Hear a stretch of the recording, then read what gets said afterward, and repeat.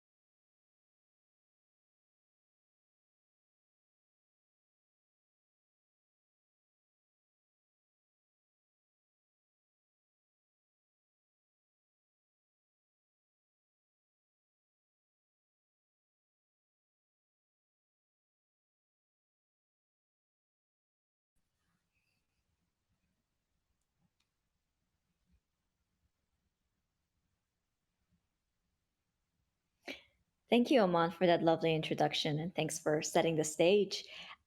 Just a brief introduction to me. I am Raya. I'm the founder of an organization called the School of Humanity, and we are reinventing education. We're launching an alternative high school program with a fully interdisciplinary curriculum, and where learners develop future fluencies by solving global challenges. Now, this topic is really close to my heart because I'm actually a neuroscientist by trade. I did my undergraduate degree in neuroscience education towards the direction of evidence-based approaches. Education has a lot of the arts in it. In many ways, it's an art, the way we teach, the way we facilitate. But we also want to bring more of the science and the evidence into those practices. So moving away from what we subjectively think are the best ways to teach and learn towards what we know based on empirical evidence are the best ways to teach and learn. So, without further ado, our guest speaker for today is the perfect person to have kind of sharing her wisdom and insights on this topic. So, Stella Collins is the co founder and chief learning officer at Stellar Labs, one of the brain, and she's one of the brain ladies and the author of a book called Neuroscience for Learning and Development. Now, her organization and her really work with some of the largest corporations and leaders to help upskill their people with digital change and digital transformation. So they take a lot of the practices around neuroscience and evidence based education and primarily help learning and development groups and help leading professionals and learning and development groups. I think she can probably explain her background better than me. So, Stella, without further ado, let's just set off this discussion by first, tell us a little bit about your background, experience, and story, and how you got here. Hello, Raya, and thank you because I'm a complete newbie on Clubhouse, so I hope you can all hear me okay to start with. Yeah, it's working great. Fantastic. Okay. So I am a psychologist by training. I've always been very interested in learning. My family were all teachers, so I always had this kind of real interest in learning. And then I accidentally fell into the world of IT because at the time I was kind of looking for jobs. That's where jobs were. So I worked for a long time in IT and came across some terrible training, real kind of, the worst sort of training you can possibly imagine, weeks and weeks of sitting with computers and not actually interacting with people, and yeah, really, really bad stuff, which kind of really put me off the idea of ever doing anything to do with learning. And then one day I met some pirates at a conference. So, literally, this conference full of grey suits and ordinary looking people. There was a pirate ship, and I got talking to these pirates because they looked like the only interesting people to talk to. And they had a real passion for turning financial services training into something more engaging. And I thought, well, if they can do it with financial services, we can surely do it with IT as well. So I got really passionate about what they were doing, began to sort of bring back all the psychology and kind of studying I'd done in the past. Like you, Raya, I didn't do a psychology degree in terms of neuroscience, but I was very interested in the brain part of it at that point. So yeah, kind of accidentally fell into training, and then really, really began to understand, how learning really happens and how ineffective a lot of the professional training was. It was about delivering content. So I got really passionate about how we change that and how we help people actually learn to do their jobs better, because that's what they need to do. And by using the neuroscience, the evidence base, we can really help people do that. Amazing. And one of the things we like to do in the Education Reimagined series is really get practical and tangible. So could you tell us, from your experience, what are the top mistakes that you see learning and development units are making, and how can you fix them with the approaches that you recommend? So the key one that I really see, and I've seen it, I think, more since COVID, because everybody has kind of converted to digital training, whether they wanted to or not, and some people are doing well, and some, are struggling. Um, it's the kind of the myth of content is learning. People are being given content, they're being given information, and some organizations are thinking that's sufficient and that people will just be able to find their way around that and learn from it. And whilst content and knowledge is a vital part of the learning process, it's not sufficient to be able to do your job differently. It's not sufficient to be able to, change your habits or change your behaviors or change your attitude. Um, and even with the knowledge piece, just seeing it once is insufficient as well. So learning is a process. It's not information. And I think there's a big myth around that, and that people kind of seem to believe at the moment that if we just give people information, they'll magically be able to kind of use that information to make themselves, perform better. And that's, so far from what we know in terms of learning being something that's effortful, and we need to work with it, and we need to work with it over time, and we need to practice and repeat things. There's a big myth around that, repetition is really bad, and I think that comes from, when I was at school and you had to learn your times tables by repeating them. But actually that really works for that kind of thing.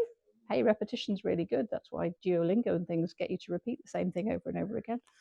um, so yeah, I think it's that myth of content that is currently very, very prevalent in the professional sector.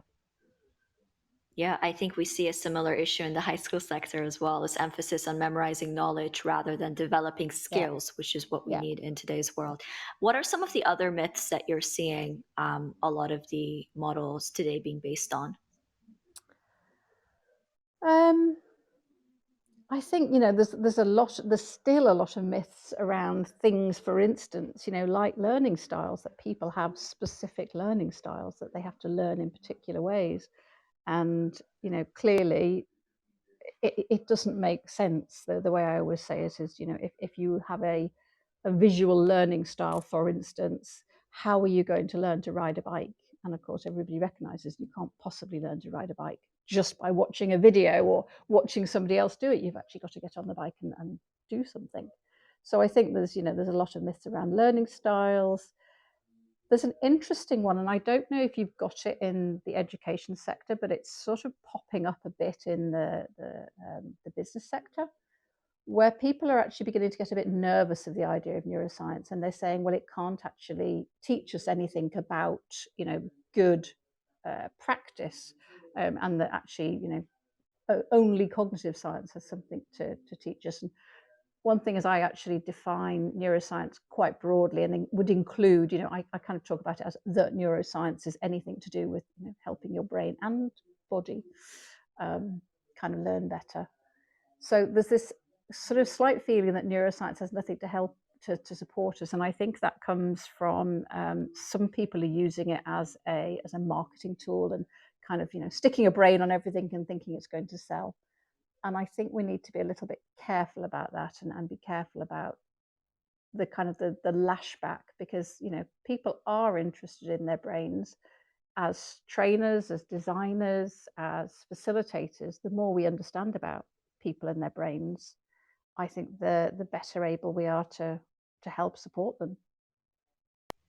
That makes perfect sense because if you think about it, any educator, whether it's in high school or a trainer in corporate, ultimately you're trying to rewire a brain, right? Like you're Yeah, ultimately dealing with the brain. That's where learning happens. So, yeah.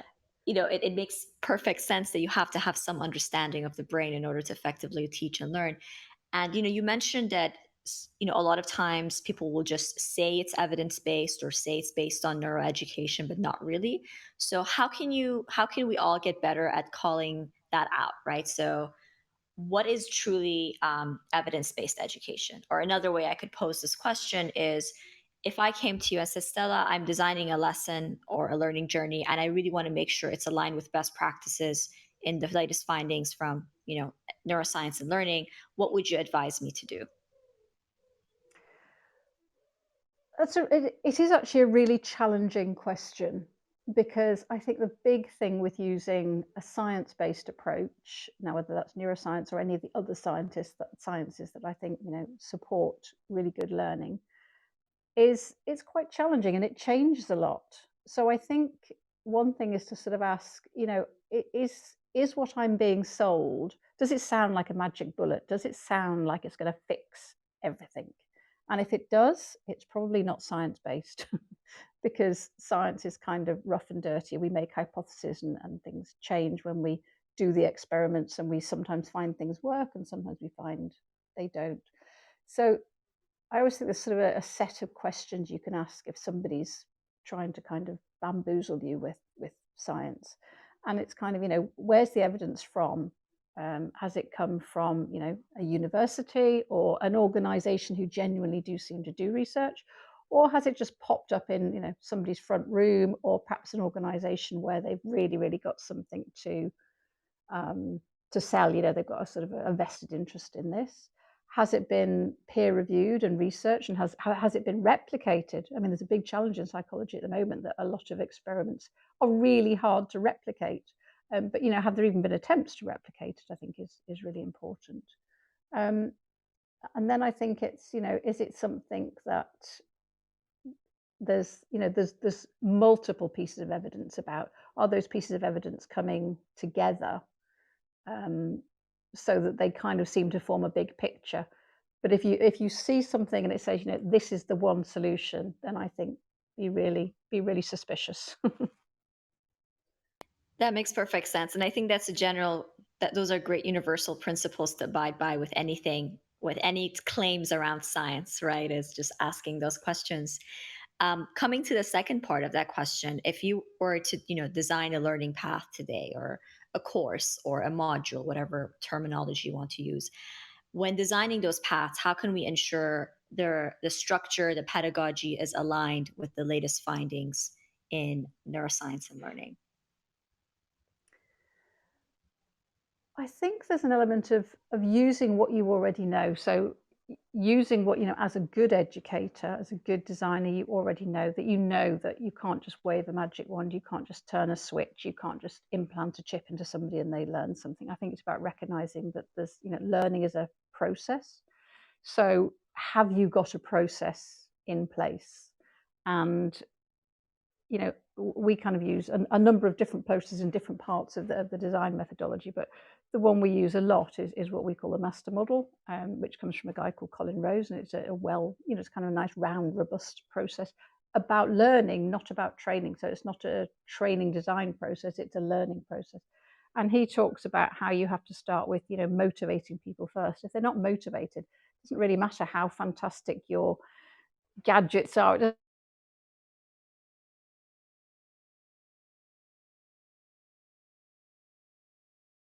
really going to stick. So finding that person's motivation, and for every individual, you need to try and help them find their motivation.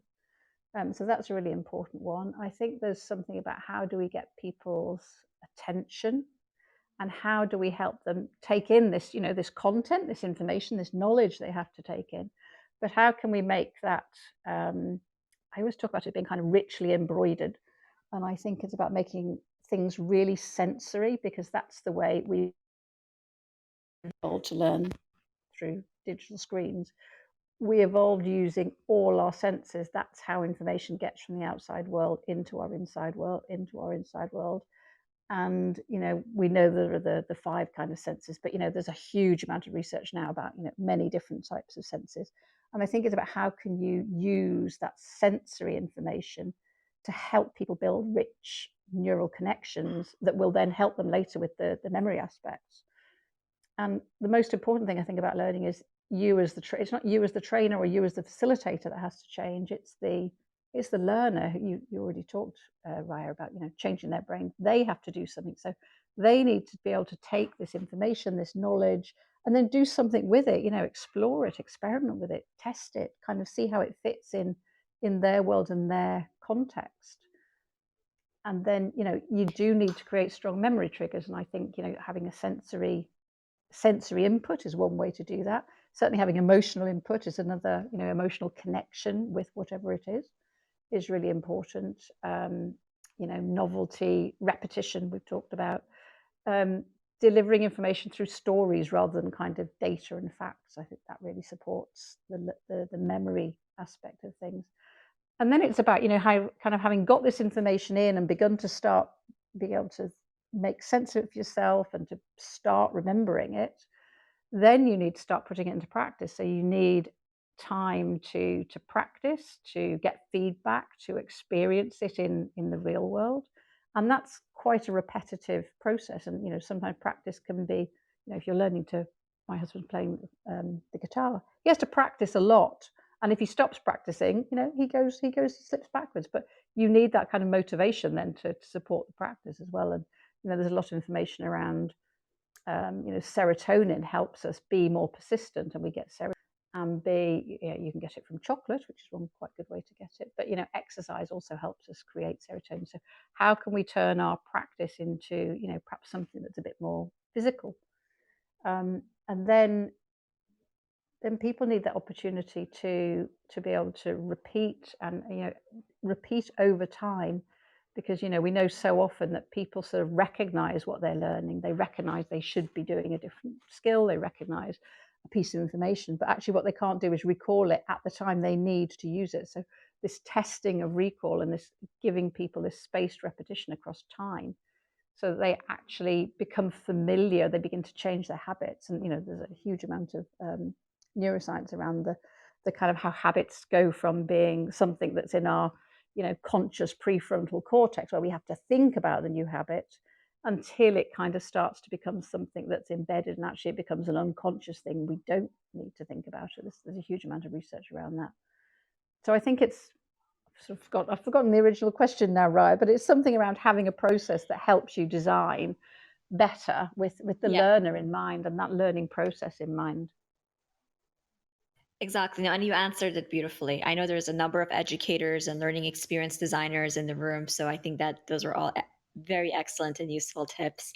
And could you speak a little bit more about the impact of stress on the brain in the learning process? It's horrible. Yeah, I would imagine so. And how can, like, when you work with this, and I will come to Stellar Labs in a second, but when you work with different organizations to create, to upgrade their learning and development approaches, how do you advise them to make it less stressful on their employees?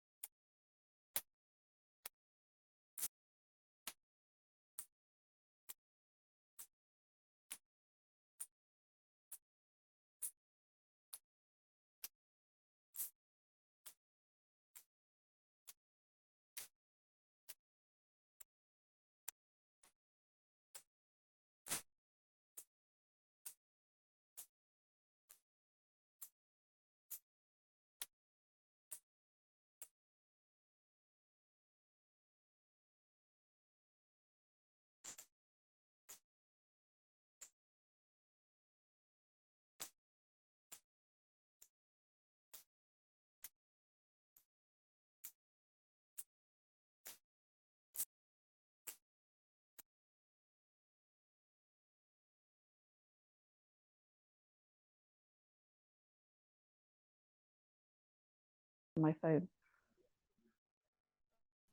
No worries. Sorry, I think I'm having some connectivity issues from my end.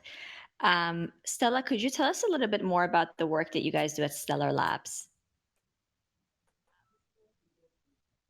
Have you still got me, Raya? Yeah, I do. Can you hear me?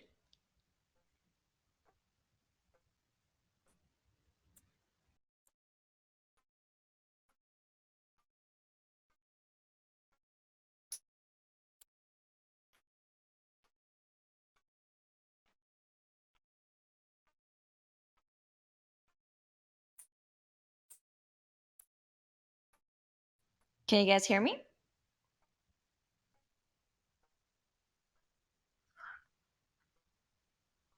Okay, gotcha. Sorry, I thought the issue was from my end.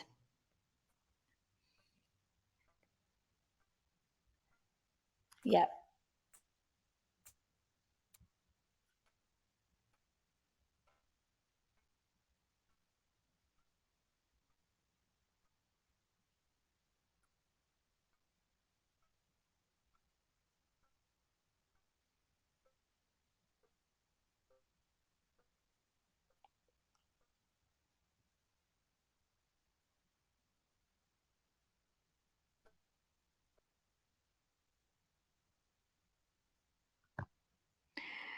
Yeah, I think there's so much to it. When we think about well-being and learning and stress and learning, and by the way, everyone, this is a topic we're talking about next week. There's two angles to it. One, I think the learning design at its core, the learning experience design, can be made to, enable well-being and wonderment and curiosity and all those positive emotions. Whereas right now, by nature, the design of the entire learning journey for high school students in particular is driven by tests and exams and all these metrics that they're told will be, really important metrics and determinants of their life success, which becomes very stressful. So at its core, I think that journey needs to be revisited in a way that makes the incentives of learning meaningful and joyful rather than stressful. And then on top of that, there are things we can do in terms of curriculum and learning models to help learners go beyond.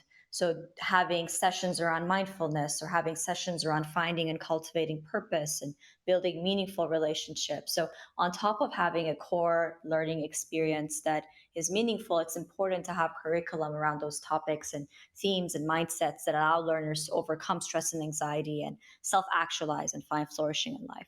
So that's usually how I like to think about overcoming stress and stressful experiences in a learning journey. Raya, I think I'm back. Can you hear me again? Amazing. Yes, we can hear you. Great. Another thing that I Great. have been exploring recently, and I think it's related to the stress thing, and I think it's really interesting, is the link between curiosity and fear. And one of the things that they seem to have found is that the same part of our brain processes both curiosity and fear.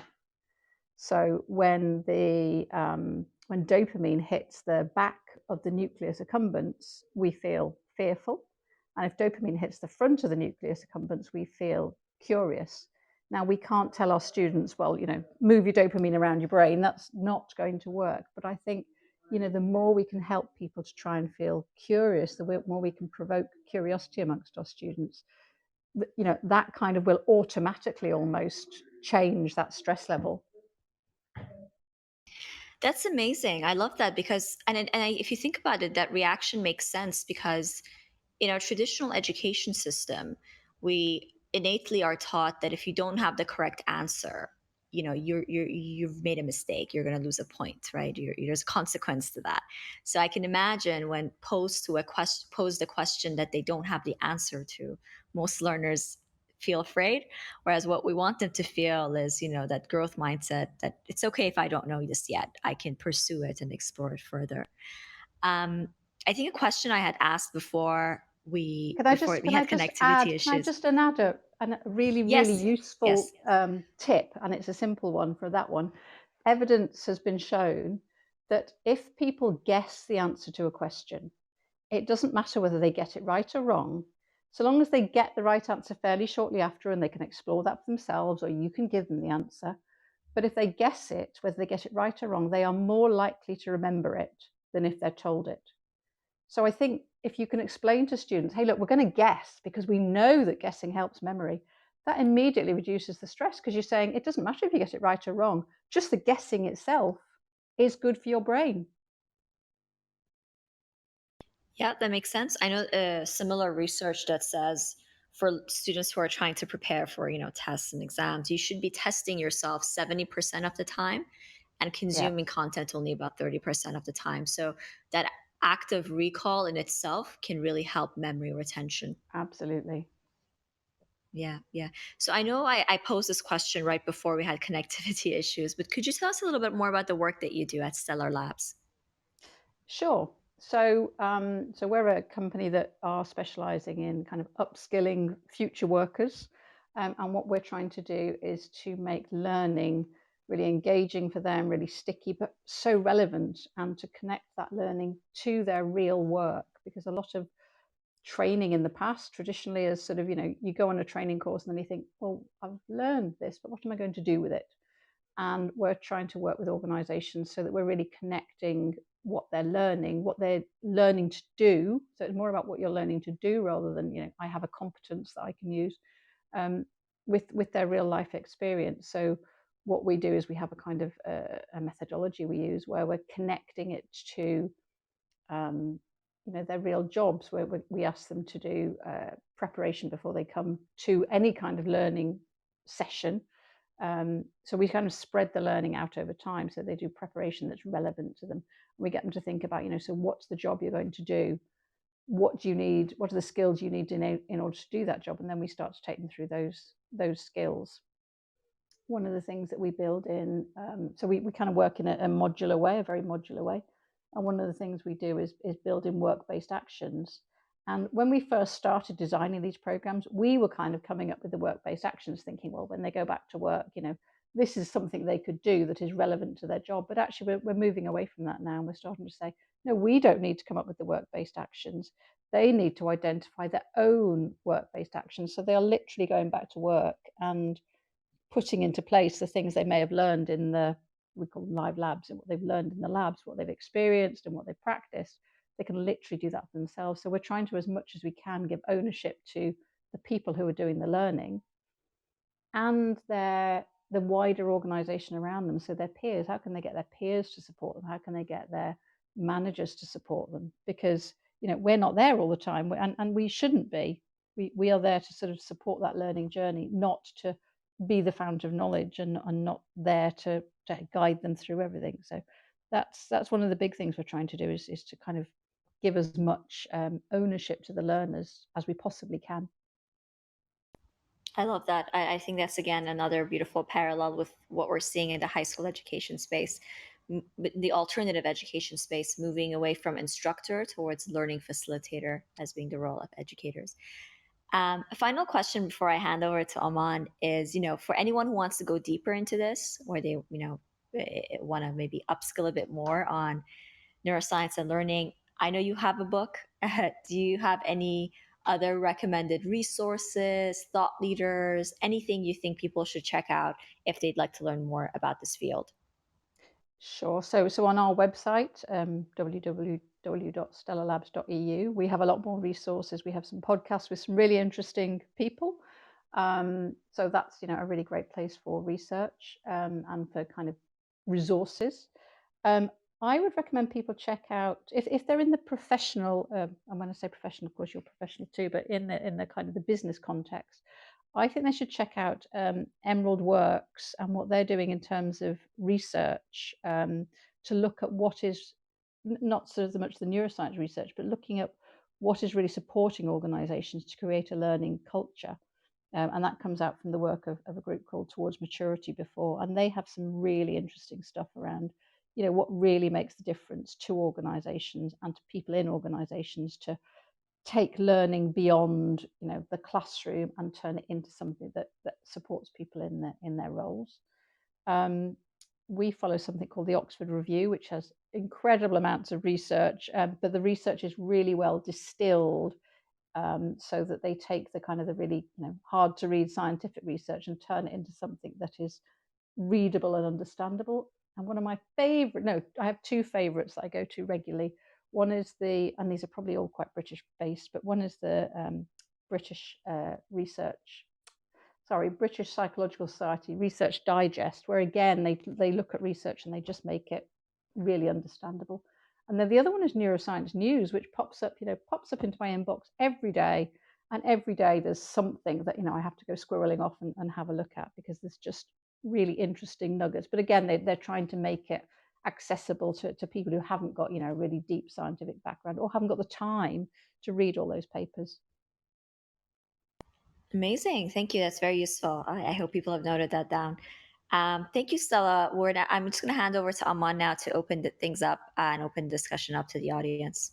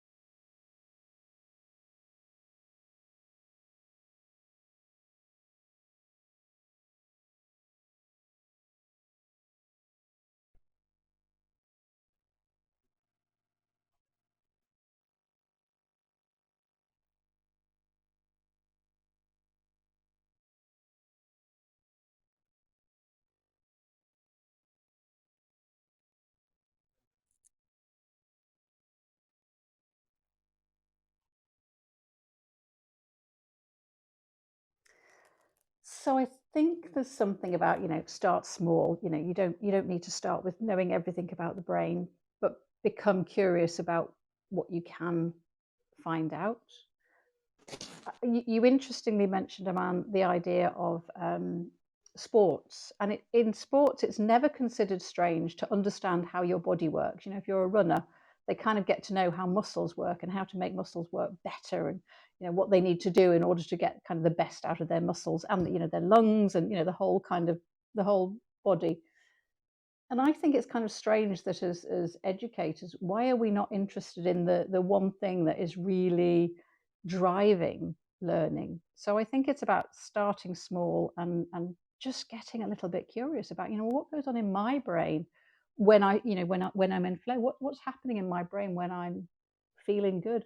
And even if you don't need to understand the neuroscience, just maybe start identifying what were the factors that led me to feeling in flow.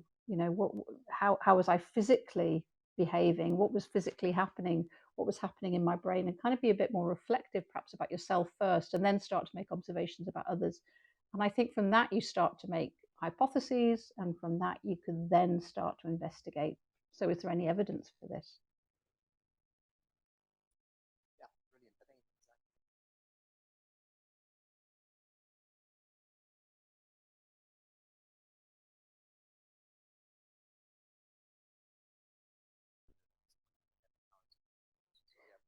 One of the questions we often get asked by, particularly by kind of senior people, or no, actually probably by sort of senior learning people who are not right at the top of the organization, and they're not the people who are doing the learning. They're often slightly nervous about the idea that, well, if we start explaining brains to people, we're getting away from, the leadership principles they should be learning, or the skills they should be learning, or the compliance they should be learning. And our experience has always been that when you start to introduce people to just a little bit about how their brains work, they really love it, because everybody's got a brain and everybody's a bit curious about, why sometimes do I feel smart and why sometimes do I feel slow, so I think, there's something about just being brave and starting to introduce the concepts to people that most people find it really interesting, because our brains they are us. So we're finding out about ourselves, and who doesn't want to find out more about themselves? We're using brains to study brains.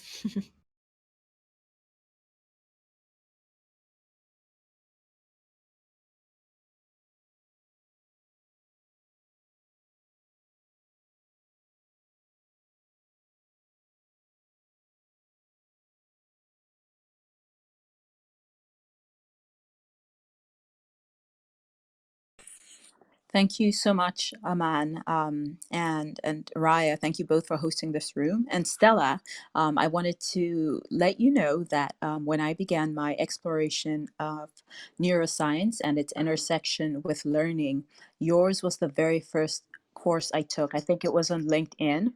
And I stepped into this room not knowing who the guest would be, but the moment I heard your voice, I mean, case in point for neuroscience and sticky learning, I heard your voice, and immediately I had flashbacks to the uh, to the learning material that was covered. So, just a very interesting point there.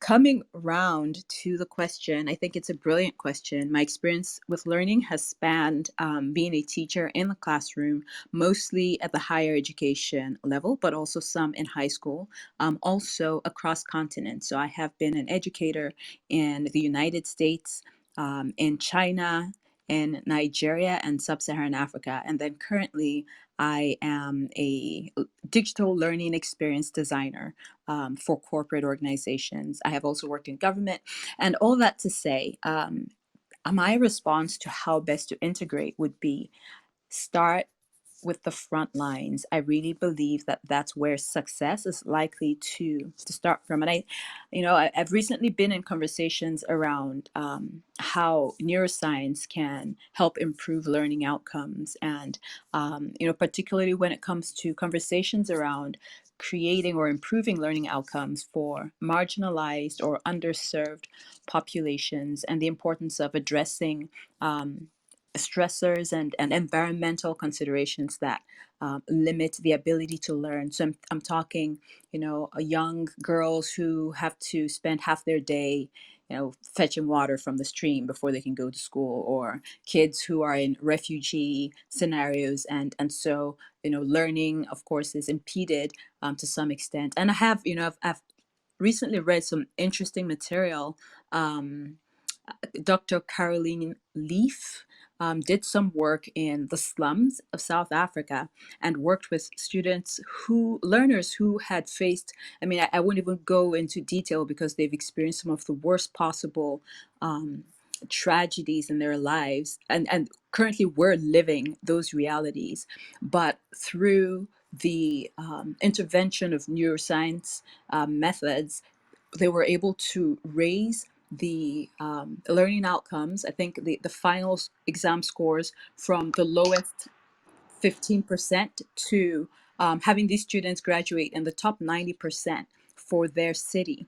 And the interventions were mainly around empowering the students, empowering the learners, and empowering the facilitators or teachers on the front lines with knowledge, understanding, and the opportunity for self-regulation, having some control over their own learning outcomes. And I think this is becoming more and more pertinent, especially in the wake of the pandemic, as we saw that, we might be evolving toward a more democratized style or method of education, where schooling is going to the home. The concept of micro schools is becoming more and more reality.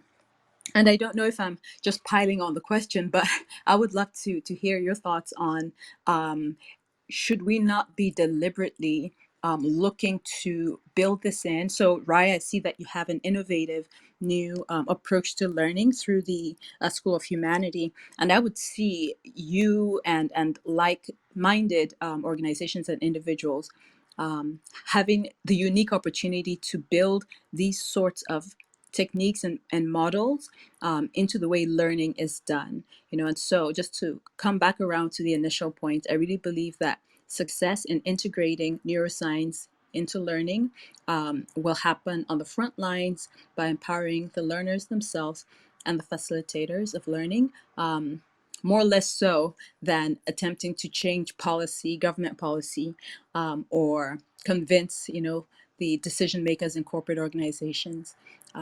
It's a speculation. I'm open to rebuttal, but I'd love to hear your thoughts on it. My name is Simi, and I'm done sharing. Thank you. I'm just sitting here nodding my head madly because I think everything Simi said there was so important and so vital. And she's clearly worked in some incredibly challenging spaces. And a colleague I have has ATS. She has a neurological problem, and she says that people who have problems are often what they call the canaries in the mine. They often flag problems and solutions that will actually suit and fit everybody. But if you can make changes in the sort of circumstances that Simi's been describing, then surely that's going to have impact on all our children and all our colleagues and co-workers.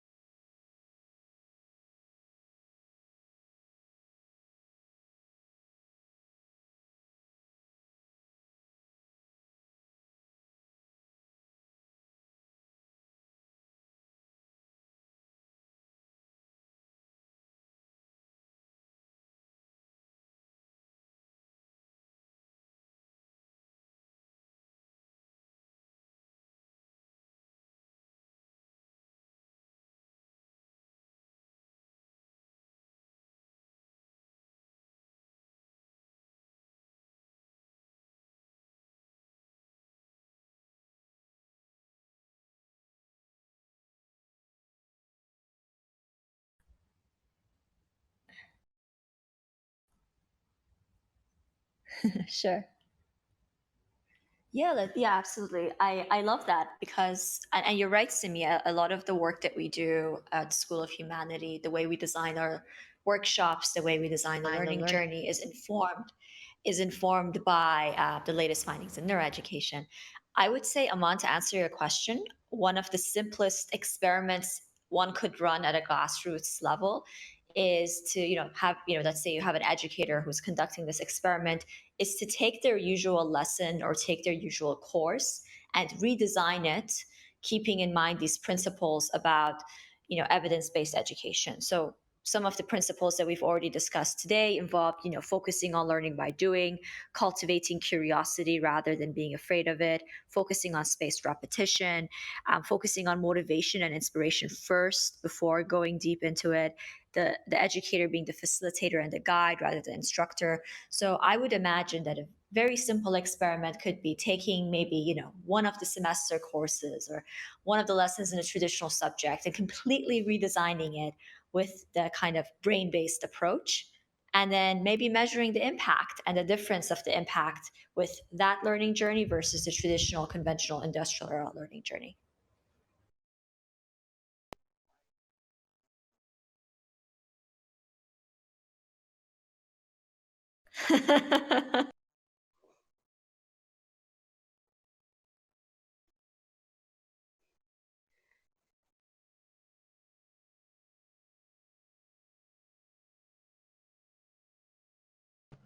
Hi, hi. Thanks for having me on stage. This is actually a very, very dear to my heart topic.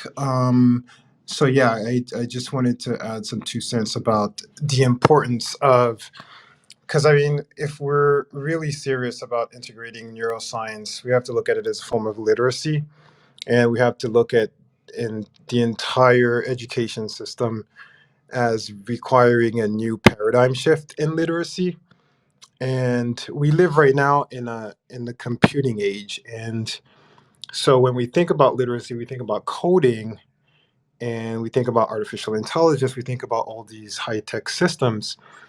But one way to also look at the resource that's made available through the computing age is to look at algorithmic thinking and machine learning and prediction as a resource. And when we do that, then we have to consider what else we can do with that resource to do exactly what it says, which is evidence-based education and integrating neuroscience and learning. So, assuming you have the raw resource of algorithmic thinking and the power of computing, then the most important thing besides that is individual behavioral biometric protection.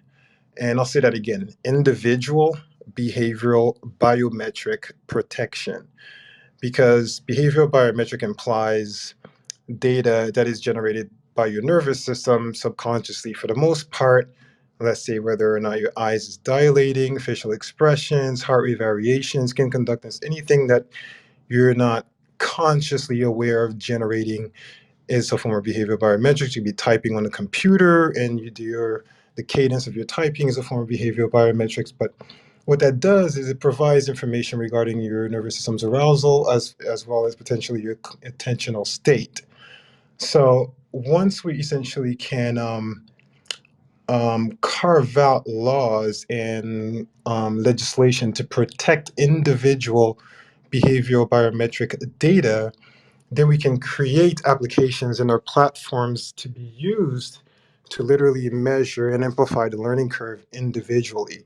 So I would definitely recommend staying on top of data privacy right issues, and perhaps follow me and we can talk about it in the future. Cheers.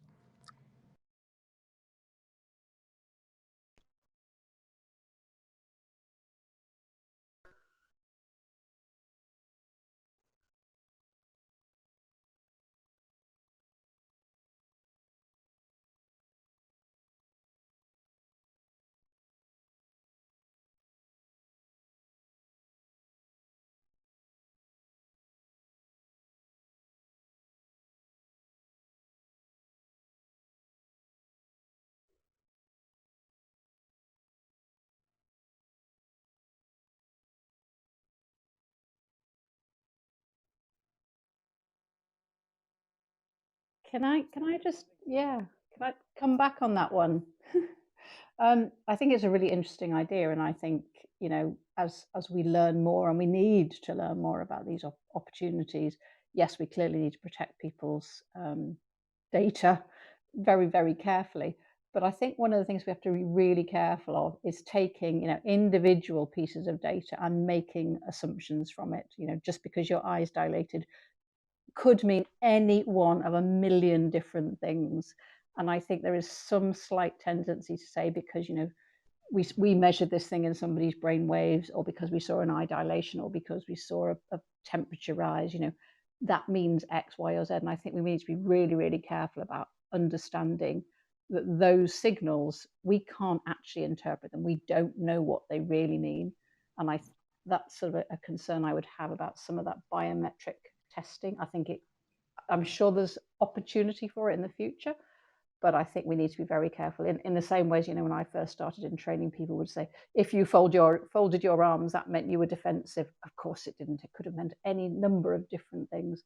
So I just kind of a little caution there, I guess, is what I'm suggesting. Could I respond, because this is precisely the distinction that I'm trying to make.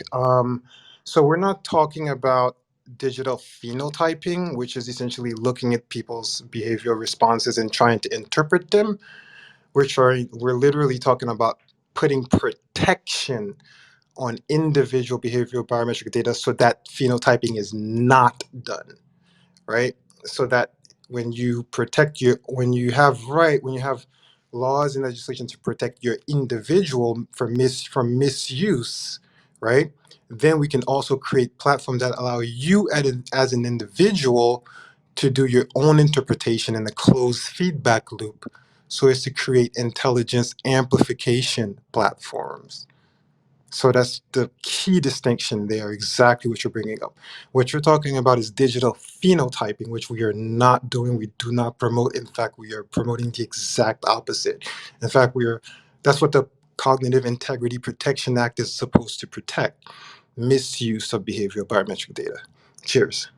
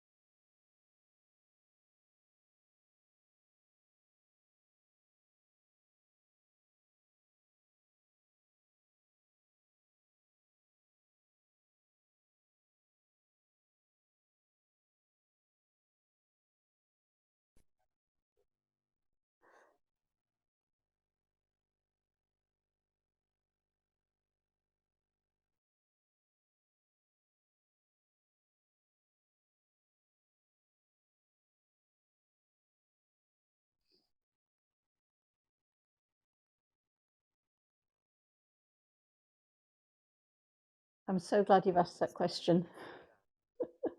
No, I think what you've said there is really, really interesting, because I think we're not giving people time for the recovery. And I'm sure this happens in schools too, having had children at school. You're just kind of asked to go, go, go, go, go, and there's no time to reflect. In this current corona crisis, I think there's been more of that. We jump from meeting to meeting to meeting, and there's very little time between times to process that information. And I think the thing that is probably the most important for learning, that is being really radically disrupted, and we know that for children it's a huge problem, is the lack of sleep and the disruption to sleep that we're getting, often because of our digital lives. Kids go to bed with their phones, and it doesn't matter what people say about, well, phones now have, you can put them on night duty. I think that is hugely important. So I think you're really right that we need to really think about how can we support people in organizations, but also in schools, to recognize that if we want to learn, we actually have to recover. And that's Yeah, and hardly it's not ever just that discussed. Sorry, Stella, go ahead. No, go, Raya, go. No worries, I thought you were done. Yeah, I was just gonna say it's not just that we don't leave enough time for recovery. There isn't enough time to even get into flow states.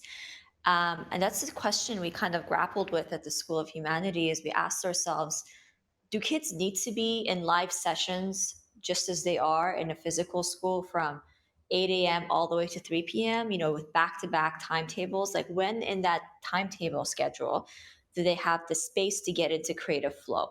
If you think of your average student, they're in classes with a schedule that is imposed onto them from morning all the way to the late afternoon, and then when they come home they're probably exhausted. None of those things by nature are designed to cultivate and catalyze flow. And it was part of the reason we decided not to have more than 2 to 3 hours of live sessions every day in a school day, with the model that we're designing. And I think a similar principle can be applied in the workforce as well.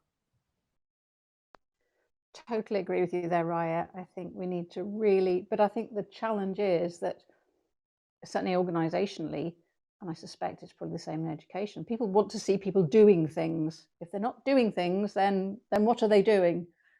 And I think that's a huge challenge, that in order to really get into that flow state, you need to be able to kind of daydream, to conceptualize, to take time out, to let your brain do that kind of, what brains do really well, which is connect.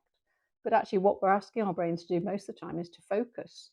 And we're not allowing the wider connection to happen, which is really where the learning really starts to happen.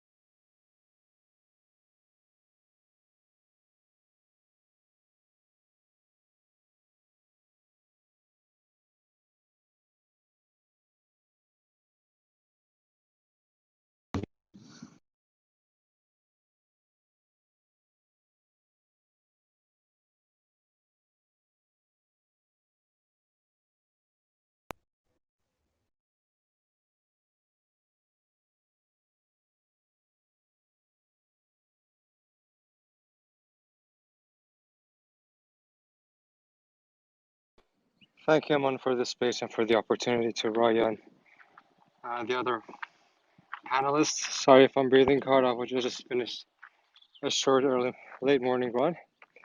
Well, the idea is fascinating, and I think we have reached the level of we have acquired the technology to be able to deliver personalized learning at scale. The idea is how we're going to take care of students' data and teachers' data. Just imagine you give this powerful AI to educators and they start teaching in a personalized manner, and this machine would learn. Now, who is going to possess this learning? Who is going to possess this data? Who is going to benefit from it for perpetuity? Is it going to be the teachers? Is it going to be the machine, the owner of the machine, the investors, the student? So one of the things that I'm really concerned about is that we don't want to cut the teachers out from the loop. So we're working on a royalty model, like authors of a book. Publishers have their own stake, but the writers, the publishers, the authors, they own the book as well. So if you're a teacher teaching content to students, if you're a content designer teaching content, and if you're a student asking the right questions to help further enrich the content, you all have to benefit from this economy. And this is one of the things that often gets lost, during the conversation when it comes to reimagining education. But I can share with you that we are working on a project, and we have collected enough evidence to show that personalized learning at scale is possible. Now we have to find a way to do it and execute it in a responsible manner. Thank you for the opportunity. This is Ali, and I'm done speaking.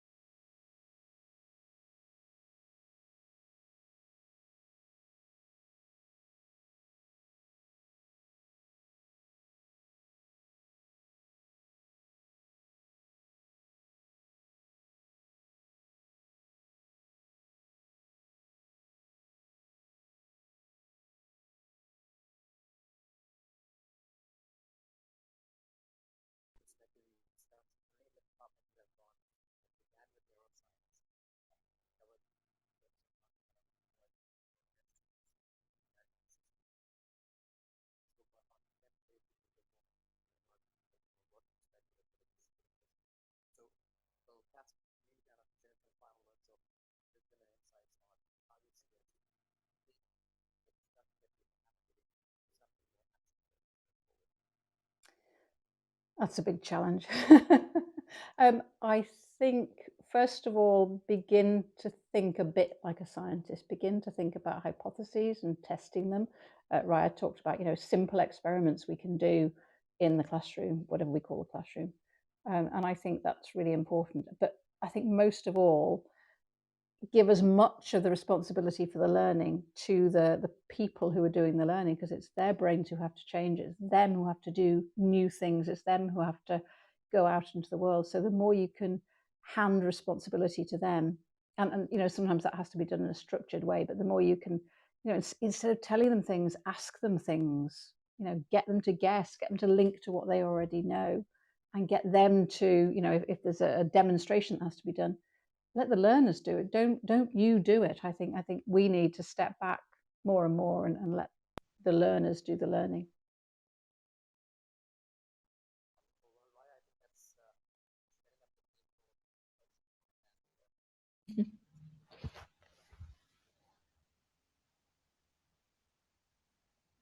Thank you. No, I couldn't agree more. And I think Stella did a splendid job both throughout the discussion today and wrapping up right now. I don't have much to add. I'll just remind everyone that, same time next week, we'll be having another amazing discussion. Block the date and time out of your calendar, and we hope to see you soon.